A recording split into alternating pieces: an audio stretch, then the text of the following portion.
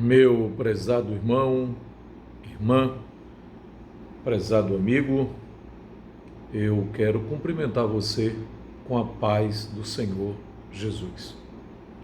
Desejo sinceramente que este momento que vamos passar juntos seja de edificação para a sua vida espiritual, seja de aprendizagem, especialmente relacionada à Bíblia Sagrada. E hoje estamos estudando a lição de número 4 da lição de adultos, revista de adultos, do terceiro trimestre do ano 2020. A lição geral tem o tema Os princípios divinos em tempos de crise. Ela nos lembra a reconstrução de Jerusalém, a reconstrução do templo, a restauração do culto a Deus e especialmente o avivamento espiritual que houve naqueles dias como um exemplo para os nossos dias. O texto áureo está baseado em Neemias, capítulo 4 e o versículo 6. Assim, edificamos o muro, e todo o muro se cerrou até sua metade, porque o coração do povo se inclinava a trabalhar.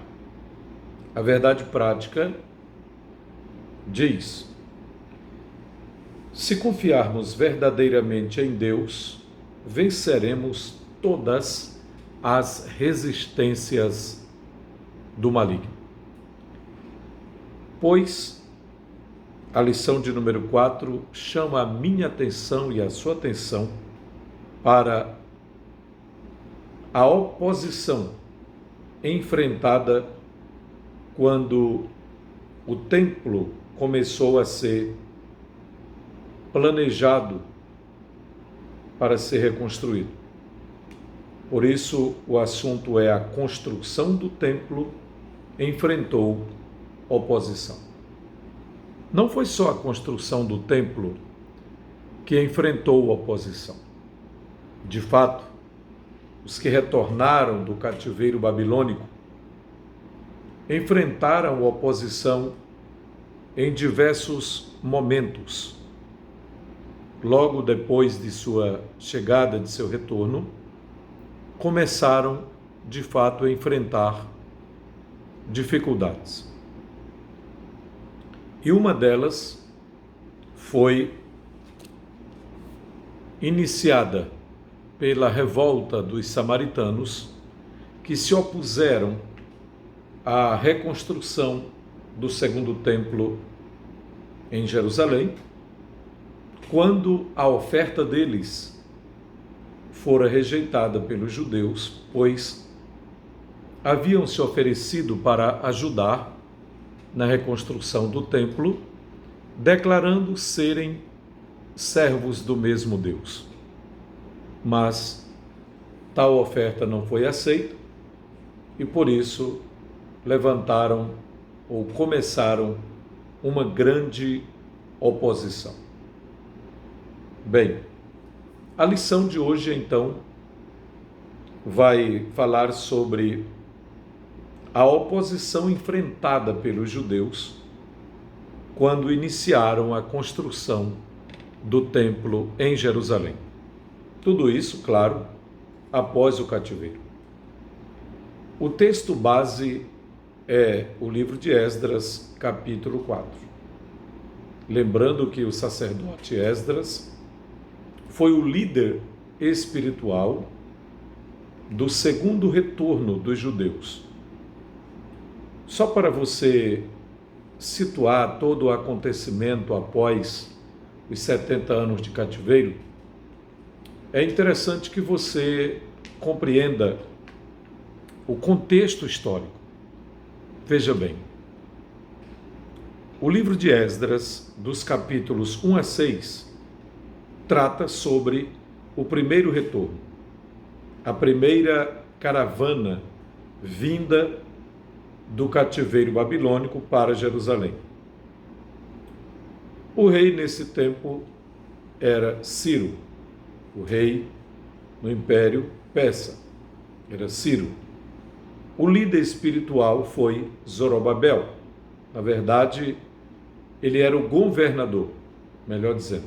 O líder judeu foi nomeado pelo rei como governador dos judeus, Zorobabel. E o líder espiritual era o sacerdote Josué. Isso ocorreu em 538 a.C. Portanto, a primeira caravana retornando para Jerusalém.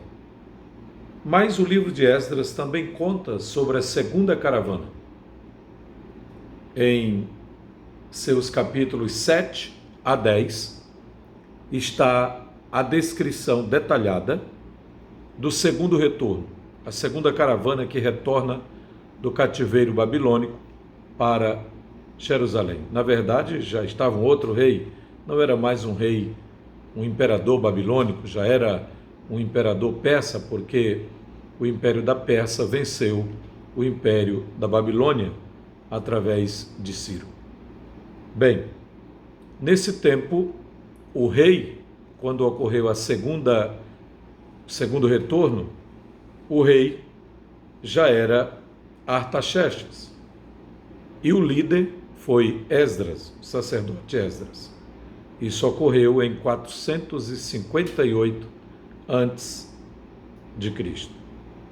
E a terceira caravana retornou quando Artaxerxes era o rei, ainda era o rei persa. O texto que narra esse acontecimento é o livro de Neemias, capítulos de 1 a 3, e o líder da terceira caravana foi Neemias. Isso ocorreu em 445 a.C. Então, só para resumir os acontecimentos mais importantes: o primeiro retorno com Zorobabel, o segundo retorno com Esdras, o terceiro retorno com Neemias. Ok? Vamos então para o comentário que está baseado em Esdras, no capítulo de número 4. O primeiro ponto diz que os alicerces do templo foram lançados depois que os materiais para a construção do templo chegaram, depois, claro, da concessão feita pelo rei Ciro da Pérsia. Zorobabel e os que haviam voltado do cativeiro lançaram os alicerces do templo, conforme Esdras 3:8. Todos apresentavam muita animação para o trabalho. Houve muita alegria, espontaneidade e glorificação a Deus. O altar havia sido restaurado, a festa dos tabernáculos também fora celebrada e o holocausto contínuo estava sendo oferecido cada dia, conforme o rito. Isso nos é dito em Esdras, nos é declarado em Esdras capítulo 3, versículos 2 a 4. Portanto, tudo nos leva a crer que a vida espiritual dos judeus estava retornando à sua normalidade. Eles estavam seguindo aquilo que havia sido prescrito por Moisés, segundo a lei. Então eles entendiam que era o momento de reconstruir o grande templo. Mas o lançamento dos alicerces foi, apesar de ter sido celebrado com uma grande festa, uma grande solenidade, logo em seguida despertou um problema. Veja por quê. Os sacerdotes, que já estavam paramentados e com trombetas, e os levitas, os filhos de Asaf, com saltérios, todos para louvarem o Senhor, o Deus de Israel. E dizem alguns comentadores da Bíblia, comentaristas bíblicos, que naquele dia eles entoaram em primeira e segunda voz o Salmo 136, declarando altos louvores ao Deus de Israel. A reedificação começa.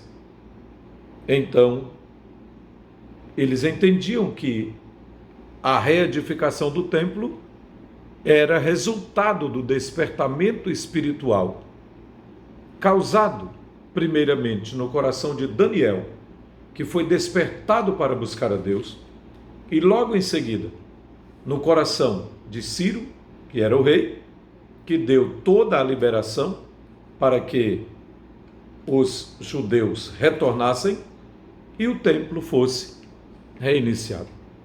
Porém, uma coisa interessante, eles não começaram a construir logo na hora que chegaram. O contexto bíblico e histórico mostra que isso só foi possível no segundo mês do segundo ano depois que eles retornaram.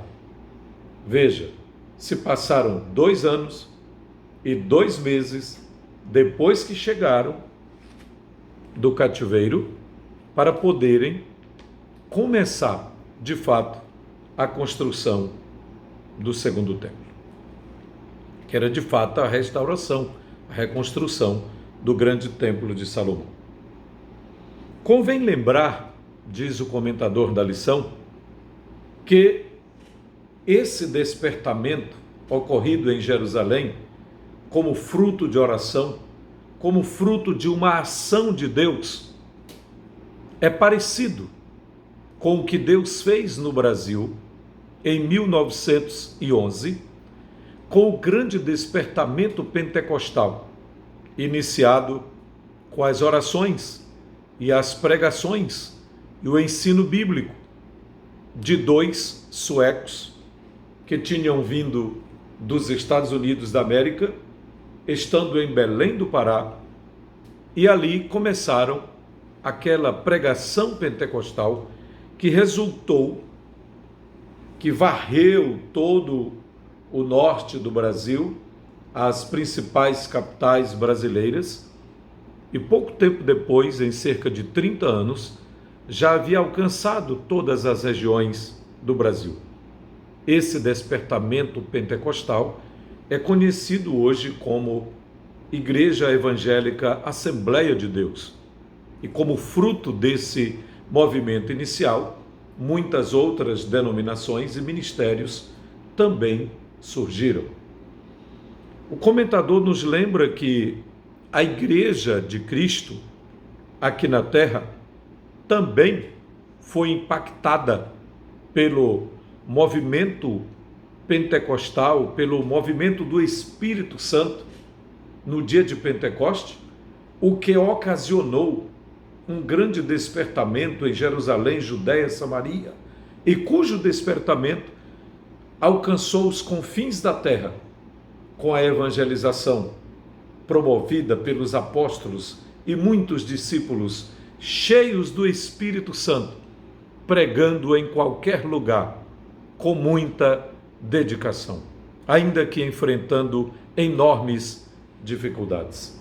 O comentador da nossa revista, pastor Eurico Bergstein, nos lembra três coisas importantes sobre a ação do Espírito Santo, relacionadas ou semelhantes àquelas que ocorreram no despertamento pós-cativeiro dos judeus. O Espírito Santo quer salientar, quer mostrar, quer declarar que Jesus, em pessoa, deseja continuar edificando a sua igreja, conforme Mateus 16, 18. Jesus declarou: edificarei, construirei a minha igreja, e as portas do inferno, os portões do inferno, os poderes das trevas não prevalecerão contra ela. O Espírito Santo, portanto, deseja continuar nos mostrando isso, que Jesus continua construindo a sua igreja. A igreja de Cristo é comparada a um grande edifício, é comparada a uma construção que está em pleno andamento na terra. Desta construção, diz Pedro, eu e você, que somos membros da Igreja de Cristo, somos considerados pedras vivas. E Jesus é o alicerce, é a pedra principal, é a pedra angular. Mas a segunda lição que o comentador deseja nos lembrar é que o Espírito Santo quer gerar um sentimento de reverência pela Igreja do Senhor, cuja igreja é a morada de Deus, conforme Efésios 2, 22. A terceira lição é que o Espírito Santo quer adestrar a igreja, porque ela é o instrumento da ação de Deus aqui na terra, conforme a carta aos Efésios, capítulo 3 e o versículo de número 10. Deus tem um trabalho para cada servo seu na grande obra de evangelização do mundo. Assim como Deus queria contar com a participação de Zorobabel como governador, Josué como sacerdote, os levitas filhos de Asaf, os demais sacerdotes e judeus que retornaram do cativeiro babilônico, Deus queria contar com eles para uma reconstrução. De igual modo, o Espírito Santo hoje quer contar comigo, quer contar com você para uma reconstrução espiritual que está acontecendo em todas as partes do mundo hoje. Por quê? Jesus continua edificando a sua igreja. Nós não somos seres espirituais prontos, acabados, plenos, perfeitos. Não. Nós estamos em construção. A igreja está em construção. Enquanto igreja constituída por um corpo de seres humanos, pessoas humanas, com seus defeitos, com suas limitações, com suas dificuldades, a igreja não é perfeita. Ela tem suas limitações, ela tem seus defeitos. Olhando por esta ótica humana, enquanto organização. Mas do ponto de vista divino, a igreja como organismo espiritual, como corpo de Cristo e como noiva do Cordeiro, esposa do Cordeiro, ela é perfeita aos olhos daquele que, por ela, deu a sua vida, entregou-se por ela, santificou-se por ela, separou-se, isto é, dedicou-se a Deus exclusivamente, para que a igreja fosse sem mancha, nem ruga, nem coisa semelhante. E é assim que o Espírito Santo está cuidando da igreja, preparando a igreja para o seu encontro com Cristo Jesus. Vamos para a segunda parte, o segundo tópico da nossa lição. Os samaritanos opõem-se à construção do templo. Não foram só os samaritanos, mas outros povos, claro, encabeçados pelos samaritanos. Entre os moradores da terra estavam os samaritanos. Quem eram eles? Para você entender um pouco da história, quando Nabucodonosor levou o reino de Judá cativo para a Babilônia, os samaritanos passaram a morar naquela terra. Eles eram descendentes de uma mistura de gente que o rei da Assíria tinha deslocado para as cidades de Samaria, depois de ter levado as 10 tribos do reino do norte em cativeiro para a Síria. Isso ocorreu por volta do ano 722 a.C. Assim, os samaritanos continuavam servindo aos seus deuses, mas também alguns deles, ou muitos deles, temiam ao Senhor, conforme segundo o livro dos Reis, capítulo 17, versículos 23 a 33. Os samaritanos tentam frustrar a construção do templo, conforme Esdras 4, 4 e 5.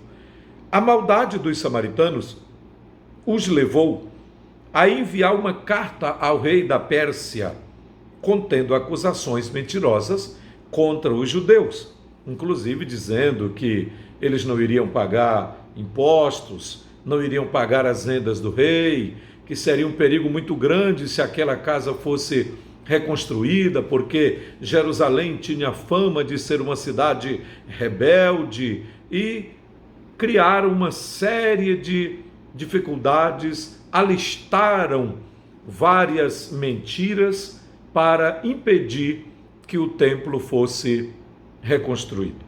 E o rei que havia recebido aquela carta, que recebeu aquela carta, não conhecia bem o assunto e terminou mandando parar a obra, conforme Esdras capítulo 4 e o versículo 21. Veja bem, ainda sobre esse aspecto, é interessante que traiçoeiramente eles pediram inicialmente a Zorobabel e Jesua, ou Josué, que era o sumo sacerdote, que deixassem eles ajudar a reconstruir o templo, alegando que, assim como os judeus, eles também adoravam o Deus verdadeiro. Mas quando foram rejeitados, como naturalmente devem ter suposto que seriam eles imediatamente, logo que foram rejeitados, começaram a atrapalhar a construção de todas as formas possíveis. Em todo o caso, os trabalhos de construção foram interrompidos e não foram reiniciados. Que pena! Somente 15 anos mais tarde é que os trabalhos foram retomados. Somente 15 anos mais tarde. O terceiro ponto, terceiro tópico da nossa lição diz: como se aplica a falta de resistência, ou como se explica, como pode-se explorar este assunto? Como é que pode-se entender a falta de resistência dos judeus? Foram impedidos por causa daquela carta, veio uma ordem e eles pararam, cruzaram os braços. Muito provavelmente foram cuidar de seus próprios interesses. Naquele período, muitos foram cuidar de suas casas, conforme Ageu depois vai fazer a denúncia lá no capítulo 1 do seu livro. Cada um começou a cuidar de suas próprias propriedades, de suas próprias casas, começaram a embelezá-las, começaram a procurar e buscar conforto, e assim, cuidando cada um da sua própria vida, deixaram de lado a reconstrução da casa de Deus. Então foi necessário que Esdras depois descreve, que foi necessário que Ageu, profeta Ageu, e o profeta Zacarias trouxessem uma mensagem de despertamento para que o povo ficasse alerta, o povo fosse colocado em alerta para pensar na reconstrução do templo. Então, aprendemos aqui no terceiro ponto que os judeus deveriam ter ido ao rei da Pérsia para assegurar a reconstrução. A ordem de construir o templo havia sido dada pelo Deus do céu através do rei Ciro, que era a maior autoridade da época. De fato, ele havia assinado um decreto para a reconstrução do templo. Mas os judeus, em vez de fazer isso, cruzaram seus braços. Eles deveriam, além de ter recorrido ao rei, eles deveriam também ter recorrido ao Deus do céu, pois toda a história dos judeus mostra ricos exemplos de que eles sempre enfrentaram obstáculos e dificuldades, e a maioria destes obstáculos, ou todos eles, foram enfrentados quando eles buscaram o Deus do céu, quando eles oraram, quando eles recorreram à ajuda dos céus. Isso ocorreu nos dias do rei Ezequias, quando foi cercado pelo rei da Assíria. Isso ocorreu nos dias do rei Josafá, quando foi ameaçado pelos amonitas, pelos moabitas, pelos habitantes de outros povos vizinhos que os perseguiram e ameaçaram extingui-los, mas, infelizmente, naqueles dias do pós-cativeiro, eles não recorreram de imediato a Deus e nem ao rei da Pérsia. O motivo da falta de resistência dos judeus era de ordem espiritual. Tudo indica que Zorobabel, como chefe político do povo judeu, até então tinha confiado na sua própria força. O comentador da lição menciona Zacarias capítulo 4 e o versículo 6, onde o profeta declara: não por força, nem por violência, não por força, nem por poder humano. Não é o braço humano que vai garantir, não é a força, não é o braço do homem que vai garantir a reconstrução do templo. Deus disse: é pelo meu Espírito, diz o Senhor. É pelo meu Espírito. Ou seja, os acontecimentos naqueles dias em Jerusalém tinham uma natureza espiritual e não apenas política, não apenas econômica. Os judeus precisavam entender o que estava ocorrendo no mundo espiritual. Eles precisavam buscar de fato a Deus. Quando as suas próprias forças se esgotaram, no caso de Zorobabel, então ele não teve mais condições de resistir, tornando-se inteiramente desarmado diante do inimigo. Outro problema detectado é que Josué, o sumo sacerdote e líder religioso do povo, estava com suas vestes manchadas, conforme Zacarias capítulo 3 e versículo 3. Este fato tirou dele toda a autoridade espiritual. Então, diante do problema causado pelos inimigos, ele não tinha fé para buscar a ajuda de Deus, o Todo-Poderoso, uma vez que o mistério da fé, diz a palavra, é guardado em uma consciência pura, ou em uma pura consciência. Assim, o terceiro tópico pode ser resumido nas seguintes palavras: os judeus não resistiram à oposição dos inimigos e pararam a reconstrução do templo. E como já lhes disse, demorou 15 anos para voltarem à reconstrução. Então chega o profeta Ageu e dá aquela palavra de ânimo: trazei madeira, edificai a casa, dela me agradarei, diz o Senhor. E ainda ele declara: a glória desta segunda casa será maior do que a da primeira, e nela darei a paz. Assim, os judeus se reanimaram, e na próxima lição nós veremos como eles de fato venceram esse obstáculo para poder reconstruir o templo, que de fato sofreu bastante oposição. O quarto tópico da lição de hoje diz: a reação dos samaritanos quando os judeus cessaram a obra. Ou seja, a tristeza dos judeus foi a alegria dos samaritanos. O povo em geral tinha desde o início da construção acompanhado o trabalho com simpatia, com alegria e com muito ânimo. Era o que estava acontecendo com os judeus. Eles trabalhavam com entusiasmo e com muita união. O povo tinha ouvido falar de que o Deus do céu estava do lado deles, do lado dos judeus, ajudando-os.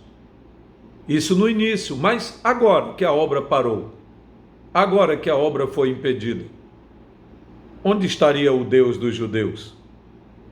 Então, os samaritanos alegraram-se com a paralisação da obra.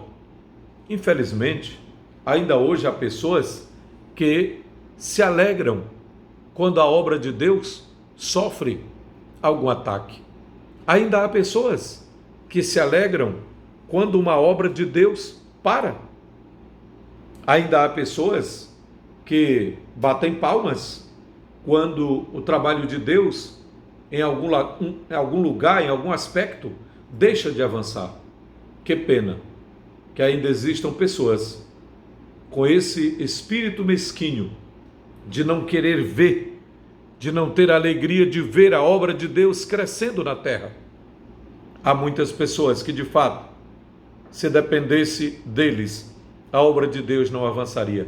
nenhuma nova congregação seria aberta, nenhum novo obreiro seria autorizado, nenhum missionário seria enviado, nenhum jovem vocacionado seria treinado para a obra do ministério, porque estas pessoas não demonstram nenhum interesse pelo crescimento da obra de Deus.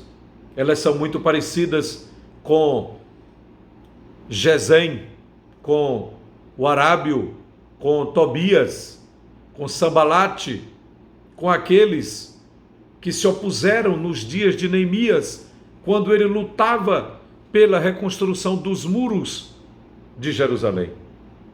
De fato, nos dias de Zorobabel, os samaritanos foram os primeiros e mais fortes opositores para a reconstrução do templo. E eu quero lhes lembrar, meu amado irmão em Cristo Jesus, a construção espiritual da igreja continua. E há opositores, há inimigos, há pessoas que desejam ver a obra completamente parada, paralisada, estagnada. Mas saiba que o Espírito de Deus, que conduz a igreja, ele deseja ver a obra avançando, ele deseja ver a obra sendo construída, ele deseja ver vidas restauradas. E agora não se trata simplesmente de uma obra de pedras, de concreto, de tijolo, areia, barro, ferro, cimento. Não.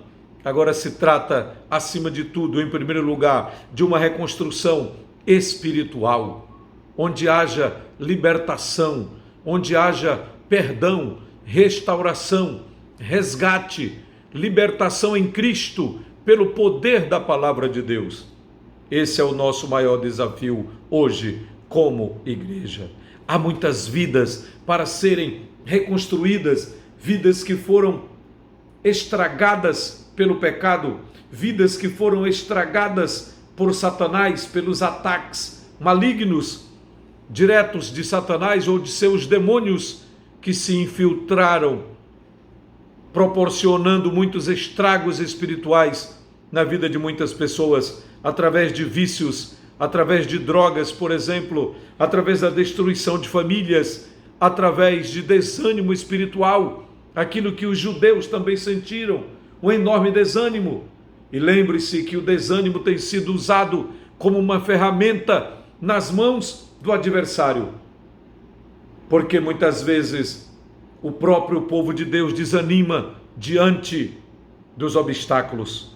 Mas aqui está uma lição da Bíblia Sagrada, no livro de Esdras, para lembrar a você e a mim que os obstáculos podem ser vencidos, porque Deus continua no trono. Os obstáculos podem e devem ser vencidos, porque Deus continua ao lado do seu povo para nos garantir a vitória. Somos pequenos, mas o Senhor é grande. Somos fracos, mas o Senhor é forte. Somos muitas vezes limitados, somos muitas vezes, diante dos obstáculos, até cruzamos os braços. Somos muitas vezes finitos, fracos e de fato somos limitados. Mas aquele que está conosco é maior. Aquele que está conosco é mais forte do que qualquer adversário. Ele é mais forte do que qualquer adversidade. Ele tem todo o poder nos céus e na terra. Assim como Deus usou Ageu, Zacarias, para dizer a Zorobabel, para dizer ao sumo sacerdote Josué, que aquela obra deveria avançar, que aquela obra deveria continuar, porque não seria por força humana, não seria por poder humano, mas disse Deus, pelo meu Espírito, diz o Senhor. Assim também hoje eu posso declarar a você, autorizado pela palavra de Deus, que o mesmo Deus que foi com aqueles judeus que estavam se sentindo debilitados, desanimados, fracos para reconstruir a casa de Deus, eles receberam força, eles receberam ousadia da parte de Deus e a obra foi concluída. A casa foi construída, a casa foi inaugurada para a glória de Deus. assim também você pode vencer os obstáculos que estão diante de você, porque o Deus que deu vitória àqueles judeus é o Deus que dá vitória a você e a mim. Ele é o mesmo Deus. Ele é o Todo-Poderoso. A alegria dos samaritanos não perdurou por muito tempo, não perdurou a vida inteira, pois a Bíblia declara que o gozo dos ímpios é de pouca duração. Os inimigos dos judeus regozijavam-se grandemente, mas os seus conselheiros não tiveram mais o que fazer quando viram a obra de Deus avançando. O desânimo dos judeus foi substituído pela alegria, foi substituído pelo ânimo, pela coragem, pelo entusiasmo. Talvez alguns judeus sinceros naqueles dias também estivessem tristes, mas se lembraram que há recursos no céu, há recursos no trono de Deus, há poder no Deus Todo-Poderoso, há graça, há virtude, há glória naquele que fez os céus e a terra, e ele tem um plano, ele tem um propósito, e ele pode ajudar aquele que pede a sua ajuda. E assim, eles devem ter pedido a solução para aquela grande dificuldade, para aquele grande obstáculo. E a oposição dos inimigos, a oposição dos samaritanos, teve o seu fim quando Deus renovou a força do seu povo, e depois de terem ouvido a mensagem profética de Ageu e Zacarias, a obra recomeçou e o nome do Deus de Israel foi glorificado naqueles dias.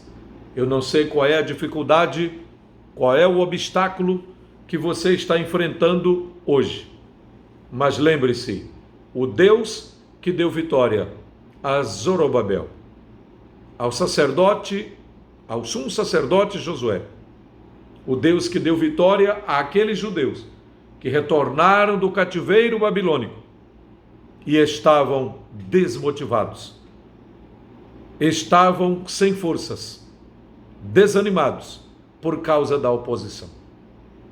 A lição bíblica de hoje é: a oposição não é o motivo para paralisar você. O Deus que você serve é maior.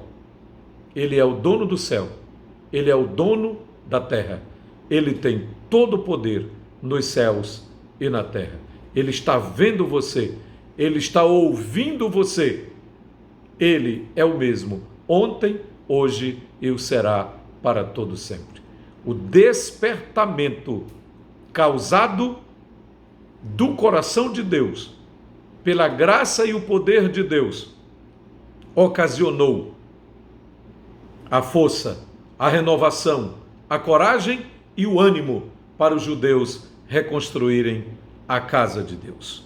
O culto precisava ser restaurado, a adoração precisava continuar, o nome do Deus eterno precisava ser glorificado.